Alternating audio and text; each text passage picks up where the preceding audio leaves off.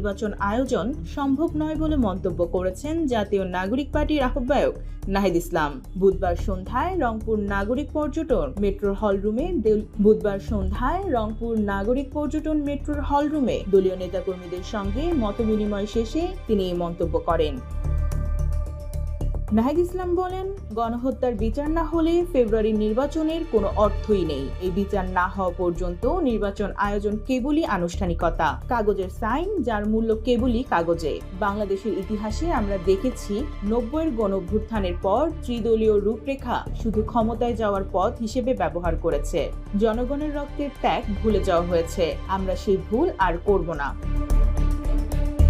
তিনি আরও বলেন, আমরা চাই ফেব্রুয়ারির মধ্যেই নির্বাচন হোক, কিন্তু এই জন্য সব পক্ষকেই কাজ করতে হবে। পতিত শক্তি নানা ষড়যন্ত্রে লিপ্ত। যদি কেউ ক্ষমতার লোভে জাতীয় ঐক্য ভাঙতে চায় বা জনগণের আকাঙ্ক্ষার বিপরীতে দাঁড়ায়, তাহলে হিতের বিপরীত হবে। 10 বছরের যাত্রা তো কেবলই শুরু। একসাথে গ্রো করার এই জার্নি চলুক আগামীতেও। পাঠাও 10 years of growing with you।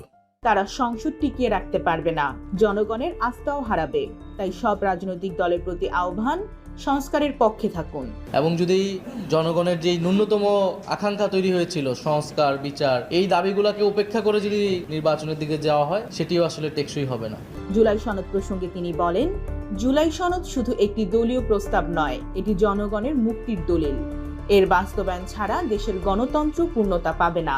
আমরা শুনেছি ঐক্যমত কমিশনের পক্ষ থেকে জুলাই সনদ বাস্তবায়নের সুপারিশ দেওয়া হবে। আমরা চাই যেসব বিষয় ঐক্যমত হয়েছে বা সংবিধান সংস্কারের জন্য কমিশন যেসব প্রস্তাব লিপিবদ্ধ করেছে, সেসব বিষয় গণভোটে যাক। জনগণই রায় দেবে কি থাকবে কি বদলাবে। তিনি আরো যোগ করেন, সংস্কারের রূপরেখা জনগণের হাতে যাবে। তারাই সিদ্ধান্ত নেবে। গণভোট ছাড়া কোনো সনদ বাস্তবায়ন মানে জনগণের মতামত উপেক্ষা করা।